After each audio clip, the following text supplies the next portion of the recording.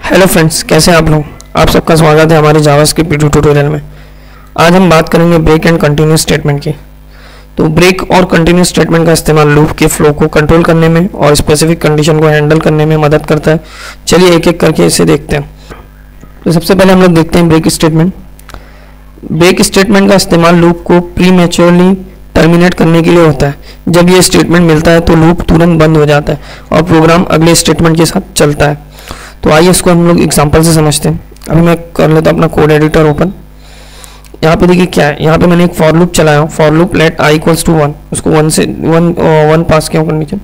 फिर देन उसके बाद उसको दिया हूँ कि आई इज लेस देन और इक्वल्स टू 5 और आई प्लस प्लस। यहाँ पे ये लूप क्या काम कर रहा है, 1 से स्टार्ट होएगा और 4 पे एंड हो जाएगा।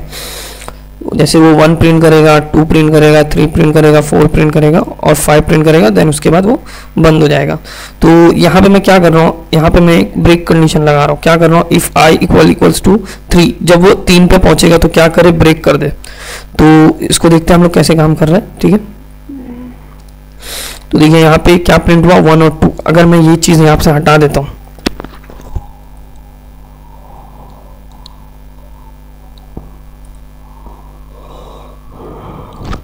तो देखिए वो क्या प्रिंट कर रहा है, 1 2 3 4 5। अभी मेरे को यहाँ से इसको बीच में से तोड़ना था, इसीलिए मैंने यहाँ पे ब्रेक स्टेटमेंट लगाया था।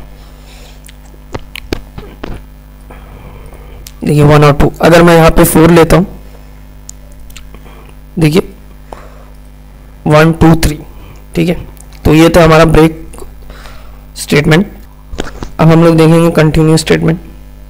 कंटिन्यूस स्टेटमेंट का इस्तेमाल लूप की करंट इटरेशन को छोड़कर अगले इटरेशन पर जाने के लिए होता है।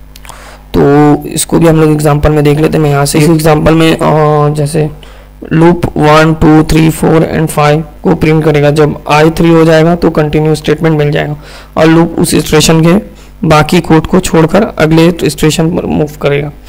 तो हम लोग इसको एग्जांपल में भी देख लेते हैं। यहाँ पे मेरा एग्जांपल कोड एडिटर खुला हुआ है, मैं इसमें आऊँगा, यहाँ पे आके उसको प्रिंट कर दूंगा, कंट्रोल।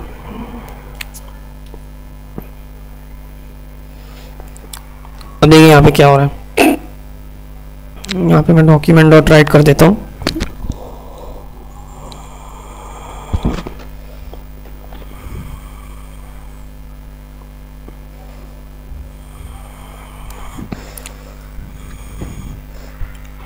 यहाँ पे मैं ब्रेक भी लगा देता हूँ आपको और अच्छे से समझे। टेम्पलेट में मैं ब्रेक टैग ले लूँगा, मेरा BR टैग काम करेगा।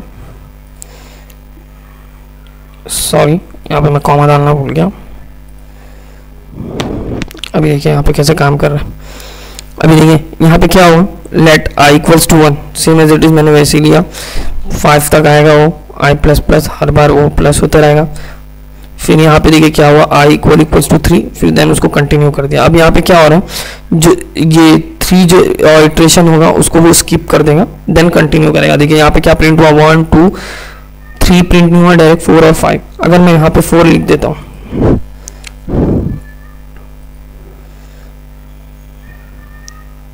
तो देखिए यहाँ पे 4 भी गायब कर दिया उसने।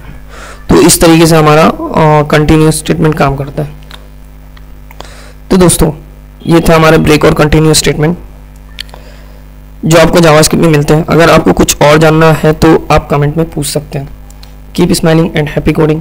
Thank you.